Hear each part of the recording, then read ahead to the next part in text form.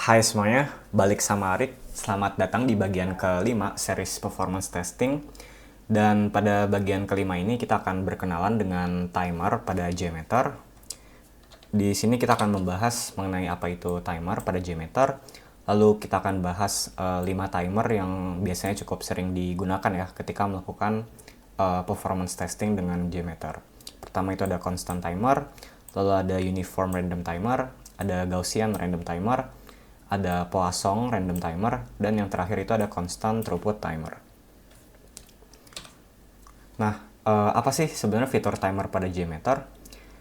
Secara default, ketika test plan dijalankan, JMeter itu mengirimkan sampler atau request ke server tanpa adanya jeda atau delay antar request. Nah, jika kita melakukan load atau stress test tanpa melibatkan adanya jeda, hal ini dapat membuat sistem itu menjadi overload. Selain itu, hasil performance testing yang dilakukan dapat dikatakan kurang mencerminkan situasi real life, karena pada faktanya user membutuhkan jeda untuk mengirimkan request. JMeter timer dapat menangani hal ini. Melalui fitur timer, kita dapat menambahkan jeda antar request atau sampler, dan jeda antar request ini bertujuan untuk mensimulasikan think time atau waktu berpikir dari user ketika menggunakan aplikasi. Jadi misalkan pada aplikasi e-commerce, kita melakukan request ya, biasanya berupa klik button, dari user membuka homepage gitu ya, sampai user melakukan checkout pada aplikasi, itu kan biasanya tidak dilakukan secara langsung gitu ya. Biasanya user tuh memerlukan think time, misalkan untuk membaca deskripsi membaca deskripsi produk, atau mengisi form-form yang berkaitan dengan checkout gitu ya. Misalkan kayak mengisi metode pembayaran gitu. Nah, si timer pada JMeter ini bisa memberikan jeda waktu nih antar dua request yang ada gitu. Jadi si dua request ini nggak langsung dieksekusi, tapi bisa kita kasih jeda. Nah, kita lanjut ke fitur timer yang pertama, itu ada namanya constant timer. Jadi constant timer ini adalah salah satu jenis timer dalam JMeter yang digunakan untuk menambahkan penundaan tetap ya, atau konstan, antara setiap request yang dikirimkan oleh thread pengguna gitu, atau user thread. Nah, timer ini memungkinkan kita untuk menentukan secara tepat berapa lama sih waktu tunggu yang diperlukan sebelum request berikutnya itu dikirim. Timer ini berguna juga untuk mengontrol laju pengiriman request selama performance testing. Nah, untuk parameternya, timer ini cuma menyediakan satu parameter, yaitu thread delay dalam millisecond. Thread delay ini adalah durasi penundaan yang akan diaplikasikan pada setiap request atau sampler. Jadi sebelum si sampler ini dieksekusi, itu sampler itu akan ditunda dulu selama thread delay yang kita mau. Kita coba langsung praktek aja pakai constant timer. Nah, di sini aku script JMeter-nya pakai yang sebelumnya ya, masih yang Blaze demo. Ada dua request. Yang pertama itu aku buka homepage-nya. Yang kedua aku ngisi form di search flight. Jadi kita isi from port sama to port-nya. Mungkin teman-teman bisa cek video sebelumnya ya terkait script ini. Kemudian aku siapkan dua listener, ada view result tree sama summary report. Oke, di sini aku coba tambahin timer. Kelihatan nggak ya? Mungkin aku zoom sedikit ya.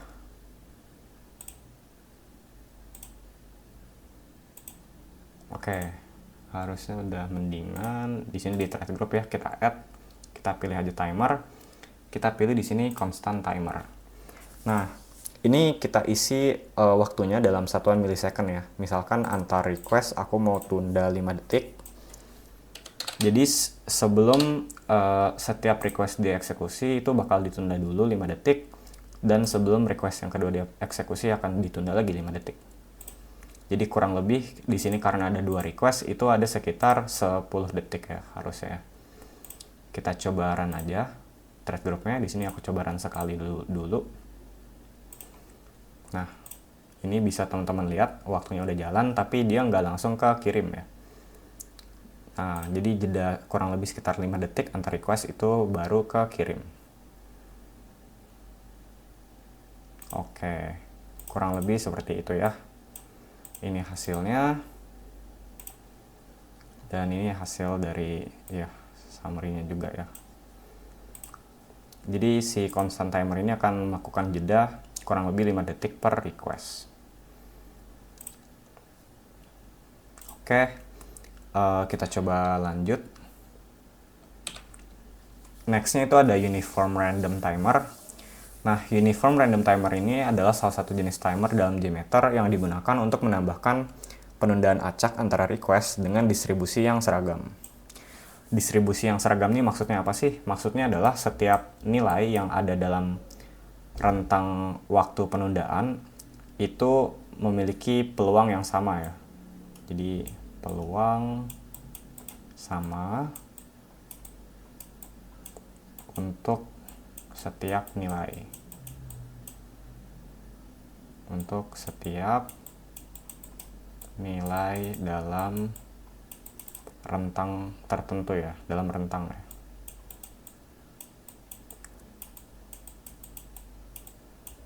Nah, di sini ada dua parameter yang harus kita isi untuk uniform random timer. Yang pertama itu ada random delay maksimum. Ini adalah nilai maksimum dari rentang waktu penundaan acak.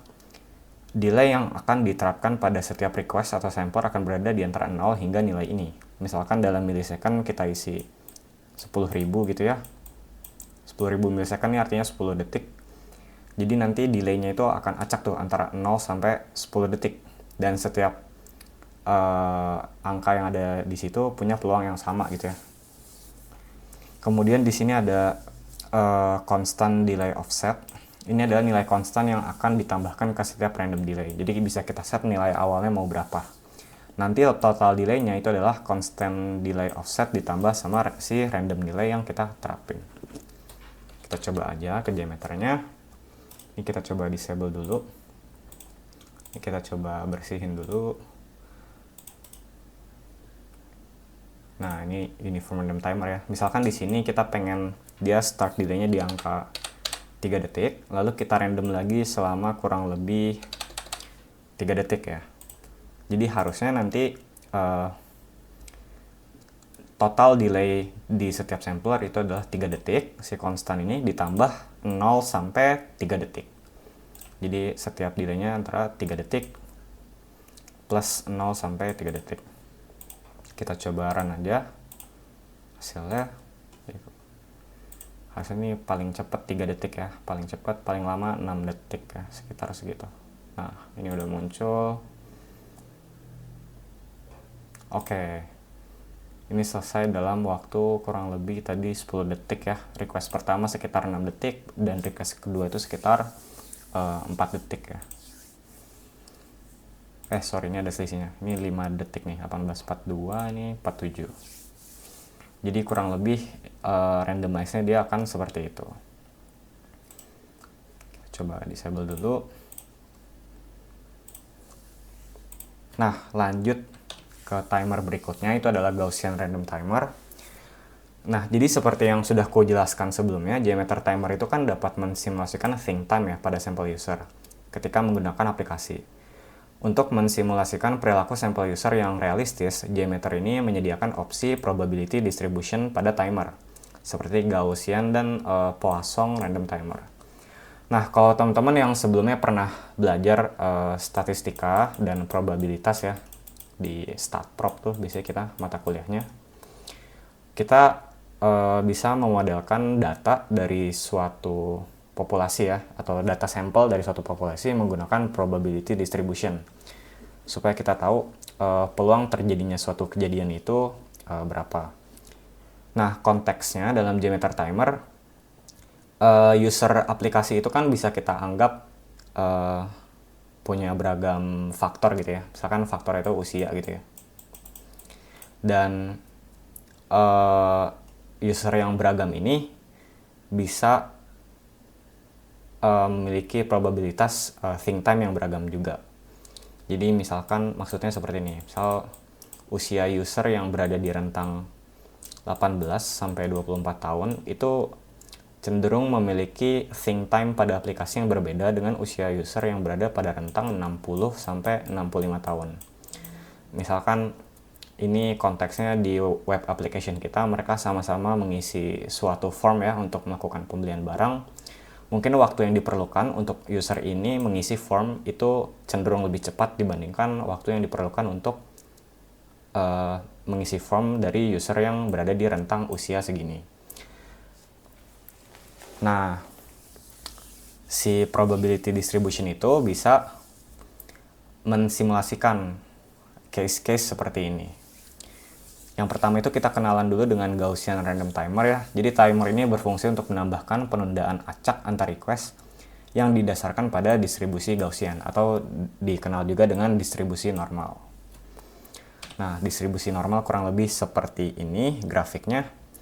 Kalau teman-teman lihat, di sini 68% data itu berada di antara mean dikurangi 1 kali standar deviasi dan mean ditambah 1 kali standar deviasi. Jadi kurang lebih dia cukup padat di tengah sini ya, 68%. Lalu 95% data ada di sini. Ini mean dikurangi 2 kali standar deviasi ditambah mean ditambah 2 kali standar deviasi. Dan ini sisanya ya, ini mungkin bisa kita sebut data outlier gitu. Nah, berkaitan dengan yang sebelumnya, kita bisa simulasikan misalkan usia user dari aplikasi itu seperti apa sih distribusi normalnya, dan bisa kita apply nanti think time-nya itu seperti apa. Kita cari misalkan average waktunya itu berapa, kita cari juga standar deviasinya di angka berapa. Nah, kita coba langsung aja ke JMeternya. Oke, ini kita coba bersih-bersih dulu.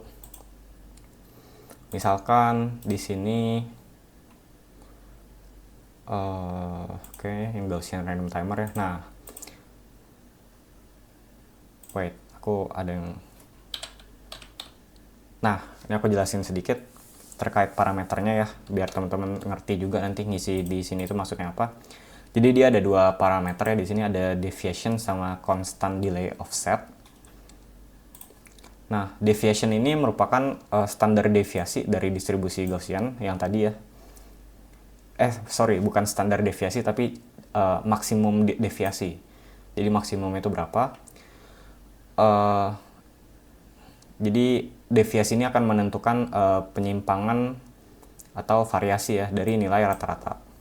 Kemudian itu ada constant delay offset, ini adalah nilai dasar atau penundaan konstan yang selalu ditambahkan. Nah, total delay pada Gaussian Random Timer itu kurang lebih seperti ini rumusnya.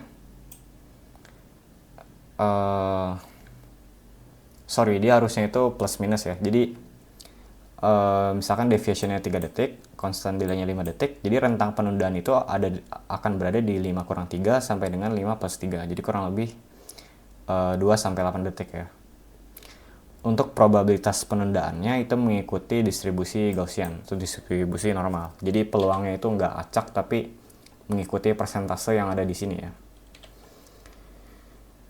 Nah, ini contoh case think time-nya, misalkan waktu yang diperlukan user untuk membaca product description, melakukan checkout, mengisi form. Kita coba praktekin aja. Oke. Di sini kalau teman-teman perhatiin, kita udah pilih, misalkan constant delay-nya kita set di angka 5 detik lah ya. Terus deviation-nya kita set di angka 3 detik. Berarti artinya dia akan berada di antara 2 sampai 8 detik ya harusnya. Kita coba run aja. Mungkin ini loop count-nya kita coba loop 2 kali deh, biar kelihatan. Jadi dia usernya 2 kali. Oke, coba kita run. Harusnya di sekitar 2 sampai 8 detik ya. Oke, ini udah muncul di 7 detik.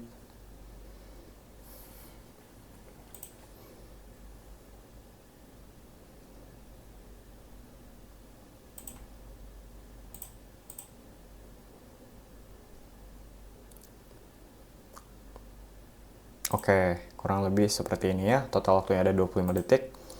Ini start di 9, ini selesai di 9, ini selisihnya 9 ke 13 berarti 4 detik ya, 9 ke 13. Terus ini 6 detik, 13 ke 19 6 detik, 19 ke 26 itu 7 detik. Jadi sekitar 2 sampai 8 detik ya selisihnya ya. Kurang lebih seperti itu. Dan dia terdistribusi secara normal. Ini kita coba disable dulu. Ya, fokus yang ini ya, 2 sampai 8 detik. Terus ini kan deviationnya sebenarnya bisa plus minus ya, plus minus deviation. Jadi nilainya bisa intinya 2 sampai 8 detik lah, plus minus. Nah, terus kita lanjut ke Poisson random timer. Nah, Poisson random timer ini adalah jenis timer dalam JMeter yang digunakan untuk menambahkan penundaan acak ya antara request berdasarkan distribusi Poisson. Nah, distribusi Poisson digunakan untuk memodelkan kejadian-kejadian acak yang terjadi dalam interval waktu tertentu. Ini contoh gambar dari distribusi Poisson. Dan ini kalau teman-teman perhatiin itu ada variabel lambdanya ya. Lambda di sini itu adalah artinya mean ya, atau rata-rata ya. Jadi rata-rata kejadian dalam rentang waktu, dalam interval waktu tertentu. Itu berapa rata-ratanya. Nah, dan ini ada grafiknya ya, sesuai dengan lambdanya.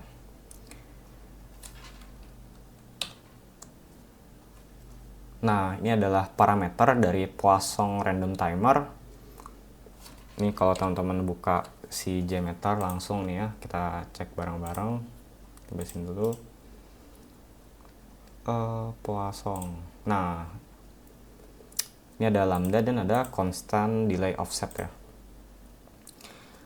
Lambda ini menentukan rata-rata waktu penundaan acak yang akan diterapkan antar request, sedangkan constant delay offset ini adalah nilai dasar atau penundaan konstan yang selalu ditambahkan.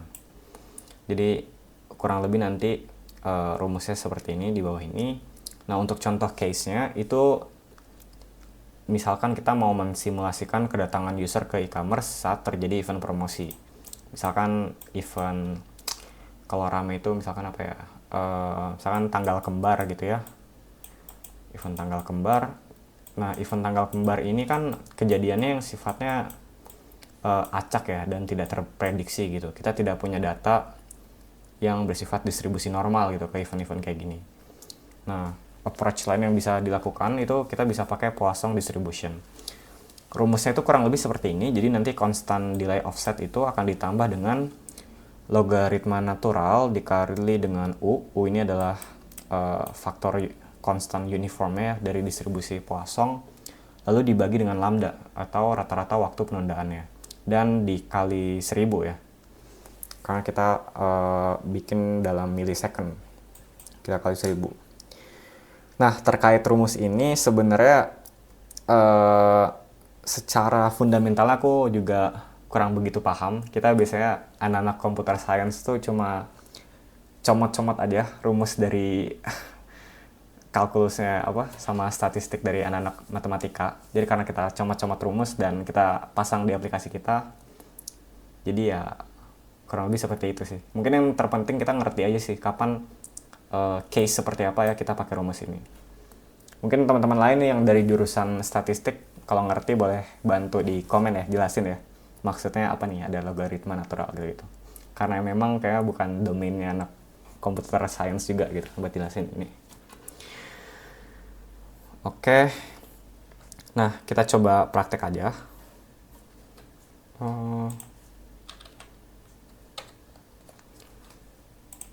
Ini dia, misalkan konstannya kita set di 3 detik lagi ya. Terus lambdanya kita set di angka 5 detik. Jadi nanti dia akan terdistribusi secara Poisson ya dengan rumus distribusi Poisson. Ini kita balik deh. Ini detik, ini 3 detik. Ini oke, kita coba lihat ya kalau Poisson seperti apa.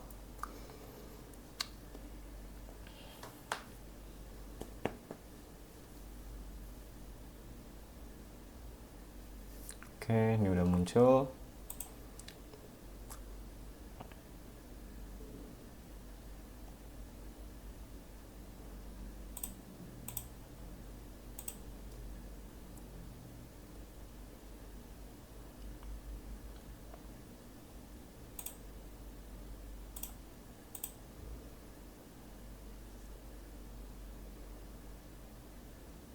Oke, ini udah selesai tesnya. Kalau kita perhatiin, ini selisihnya kurang lebih 9 detik. Ini ada 9 detik juga. Ini 9 detik juga ya. Kurang lebih ya. Ya, aku kurang tahu juga ya. Ya, intinya kurang lebih rumusnya seperti itu ya. Oke. Next, kita lanjut ke constant throughput timer. Ini adalah salah satu jenis timer dalam JMeter yang digunakan untuk mengontrol laju throughput atau jumlah request yang dikirim ke server dalam interval waktu tertentu. Nah, timer ini memastikan bahwa jumlah request yang dikirimkan per menit itu sesuai dengan throughput yang telah ditentukan. Menjaga beban pada server sesuai dengan skenario pengujian yang diinginkan.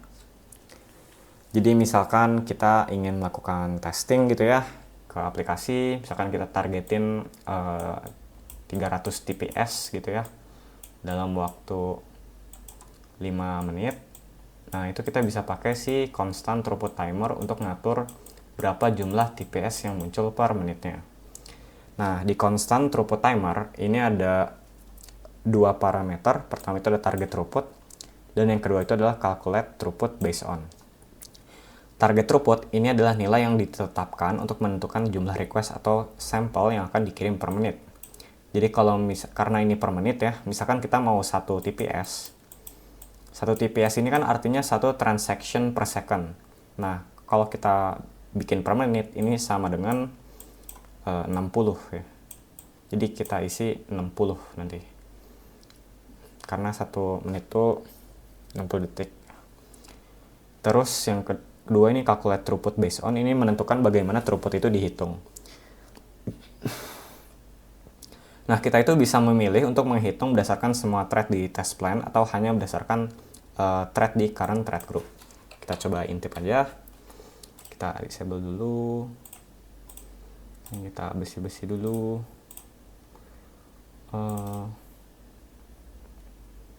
Nah, ini dia constant throughput timer ya. Nah, ini adalah target throughputnya per menit. Kalau misalkan kita mau 10 TPS per thread ya, kita isi 600, atau mau 1 TPS kita isi 60. Lalu di sini misalkan kita bisa pilih ini itu mau diberlakukan ke apa. Ini ada this thread only, all active threads. Ini bakal ke apply ke semua thread yang lagi aktif. Ini kurang lebih penjelasannya ada di sini sih harusnya.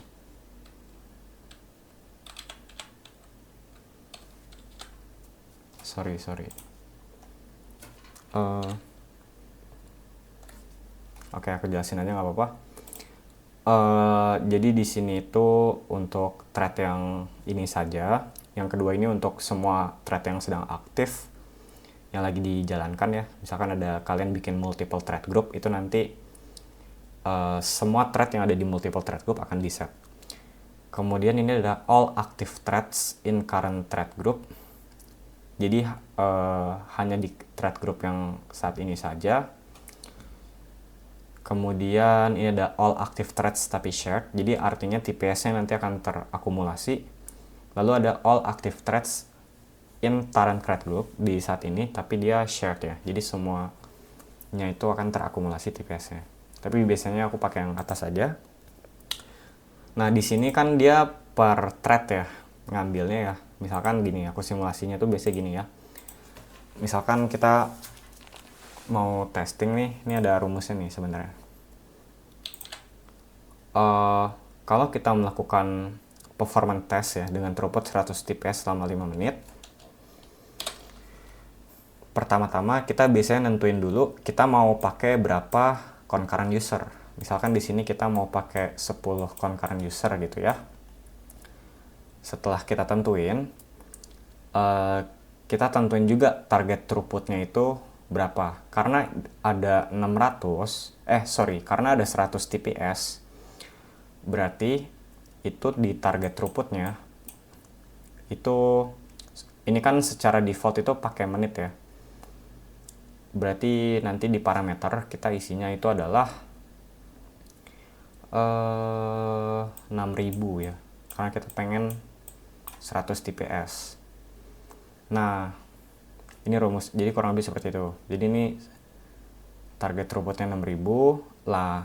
Terus nanti durasi testing itu adalah loop count dibagi dengan target throughput. Misalkan kita mau testing selama 5 menit, berarti loop count-nya itu nanti kita isi 3000 ya berarti ya harusnya. Nah, 30.000. Jadi pertama kita tentuin dulu concurrent usernya mau ada berapa, misalnya ada 10. Lalu kita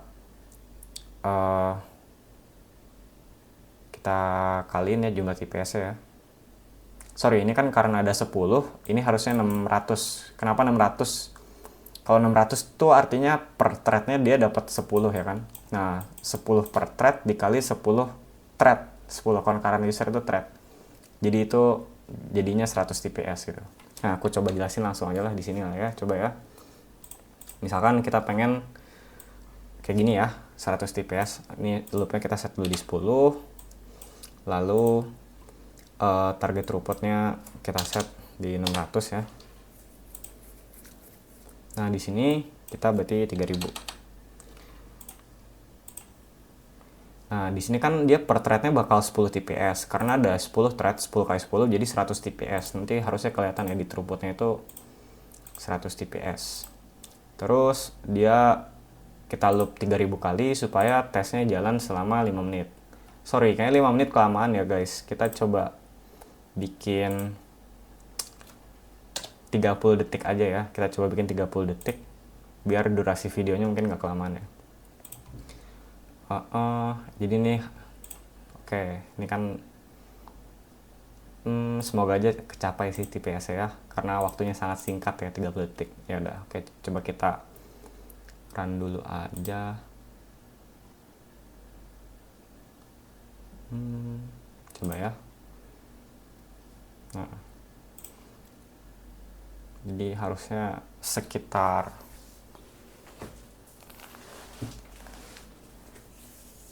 sebenarnya tergantung waktu sih.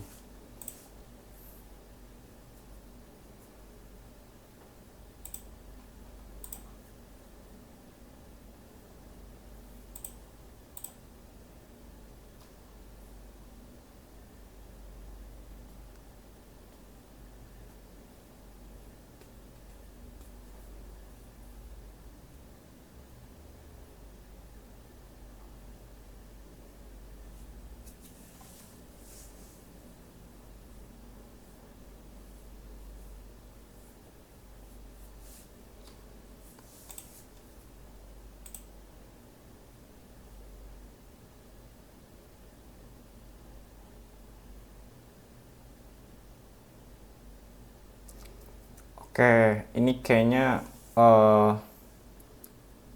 websitenya agak lama ya guys, jadi dia cuma mentok di 10 TPS. Aku curiga ini kemungkinan performance website demonya kurang begitu bagus ya, maksimum di 10 TPS. Ini kita coba stop dulu aja. Misalnya kita bikin berapa ya, kita bikin ini 5 TPS aja deh, kita kurangin ya, 5 TPS, kita bikin ini 1 aja. Oke, kita coba nyalain selama 30 detik ya. Mungkin ini karena website demo ya, jadi performance-nya kurang bagus. Kita coba run ulang, ini harusnya sekitar 5 TPS sih dapatnya ya. Jadi teman-teman ingat aja, ini 5 dikali berapapun yang ada di sini dibagi 60, 5 kali 1 itu 5 TPS. Untuk durasinya, rumusnya kalian fokus ke sini nih, 30. Pokoknya loop count dibagi sama target throughput, berarti setengah menit durasinya. Setengah menit ya, 30 detik. Kalau TPS-nya lancar ya. Coba ya, kita tes di 5 TPS, bisa gak ya? 100 TPS kebanyakan ini. Harusnya sekitar 5 TPS ya.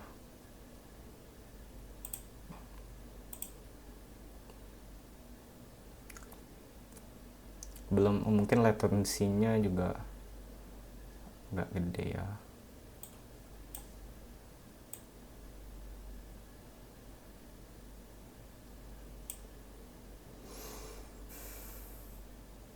Ini harusnya sih normalnya ya, itu sekitar 30 detikan, tapi ini karena TPS-nya di bawah 5 jadi lebih dari 30 detik sih.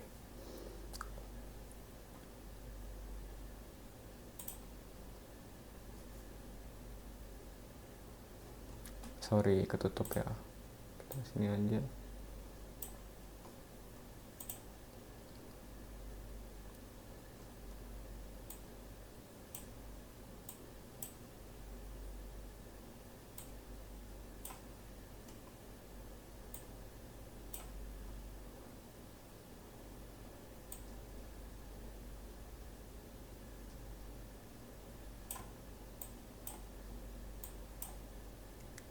Oke, ini tesnya udah selesai.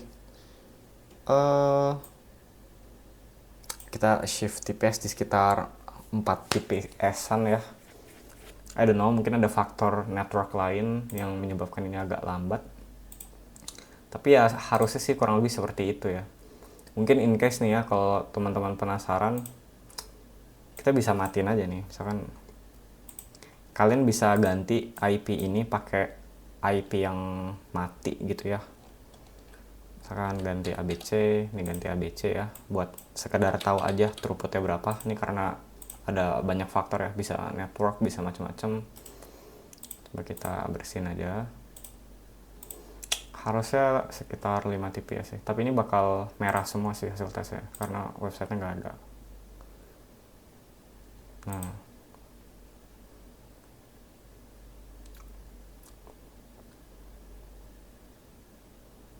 tuh ya kan, bisa teman-teman lihat dia akan mendekati ke 5 TPS, kurang lebih sekitar segitu. Cuma emang karena ini cuma dummy aja ya, jadi bukan testing beneran. Dan di sini sebenarnya ada banyak faktor juga sih yang ngasih pengaruh kenapa dia hanya mendekati 5 TPS, bukan 5 TPS beneran. Salah satunya itu ada network, ada hal-hal kayak ramp up period di awal juga itu bisa pengaruh ya sebenarnya. Dan ini kita cuma testing bentar sih, makanya kayak gini.